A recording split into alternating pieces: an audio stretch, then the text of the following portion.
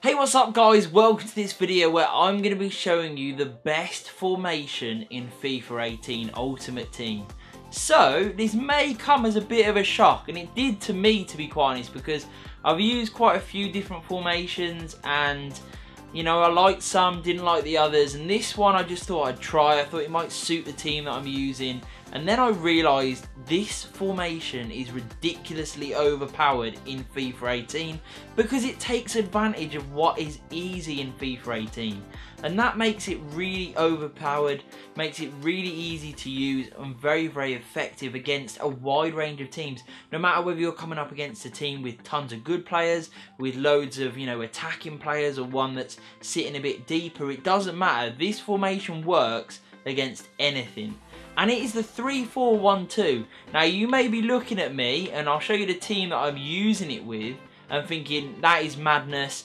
3 at the back, it's never going to work. Yeah, I thought as much as well. You know, I'll be really honest. And look, I haven't even got the quickest 3 centre-backs. But what I have got is 3 solid centre-backs. Because this year, FIFA 18 rewards really good players at their position. Not pace. You know, pace is still overpowered, don't get me wrong, and you can still beat people with pace. But if you've got players like this, like PK with amazing defending, Jimenez, etc., who are very, very good in those areas, they make great interceptions. They read the game well, and they drop deeper, and they pick the ball up very easy. As you'll see in these clips, I came up against like Player of the Month Mane and some ridiculously fast players, some very, very good teams.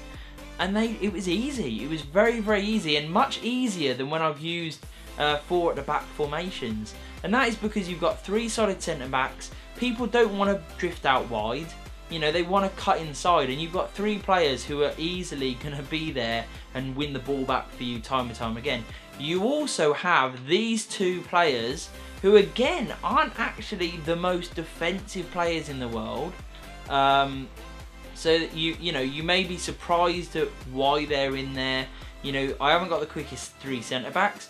I haven't got the most defensive central midfielders. But these 2, with the all-round stats that they have, especially Kovacic, he is fantastic. Really work well at just providing a screen in front of those back 3 and just nick the ball, keep the ball moving, etc. And it's very, very easy to use those players to just, like, you know, nick the ball back and get the team moving high up the pitch, and even just run the players that, you know, on the opposition into your defenders. Just use them to push the players wide, push them into your centre backs, etc. They do a very, very good job at just slowing the game down and pushing the players where you want them to. Now here comes the fun bit, and this is why this formation is so good attackingly as well.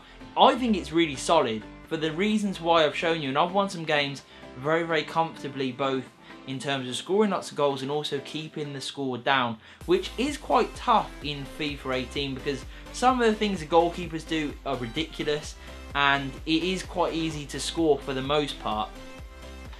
But why I love this is because of the central attacking midfielder. With the 2 up top and the centre attacking mid behind, and if you look at where the links are going, that is basically all of your avenues to pass. And the cam has got so many avenues to pass. You know, Isco obviously is a very, very good cam that I'm using, but the way that he was able to pop passes off, little 1-2s, give and goes, and he was gone, was just unreal. And he was always making good runs off the back of his passes, playing people in. There's so many options, both with the strikers that you've got and also getting the cam to get involved in the goals too. You've also got very, very quick wingers that you can put on that can also join in on the attacks. And even, you know, your 2 central midfielders, if you want them to, can get involved. But why I love this formation and why it works so well is for those passing avenues. FIFA 18 is so overpowered for passing. I find it way easier than running past people, but to just pass the ball. Passing the ball takes people out of the game. They dive in, they you know, try tackling when they can't, and if you use those triangles and pass the ball around them, it is way easier to create space and to create chances than it is by just having a really fast team and trying to play them in behind all the time. That works to an extent, but not as much as this does. this formation and these passing avenues that the team creates is ridiculous, and it is so easy to score off the back of it. I've scored so many goals with these players just because the formation is so overpowered. So it's great for the two strikers, brilliant for the cam because he will get tons of assists and tons of goals. You can play in so many different ways. It's really solid, and that is why this formation for me is the most overpowered within FIFA 18. Now I will show you the player instructions because I think that is important. I have stay central and getting behind on my quicker of the two strikers. Then I have a much stronger centre forward who stays central but is playing a more balanced role, and he often picks the ball up from the cam and then you know, sort of holds it up a little bit, allowing Isco as the cam to run in behind and do a very good job at getting a lot of goals for the team. For Isco I do have stay forward. That is the only instruction I have on him, and I have one instruction on my central midfielder, which is Kovacic, because he's the more all-rounder of the two and he's more defensively minded. I do have stay back while attacking, just to give to make sure essentially that someone is back protecting those back three. So that is it in terms of player instructions.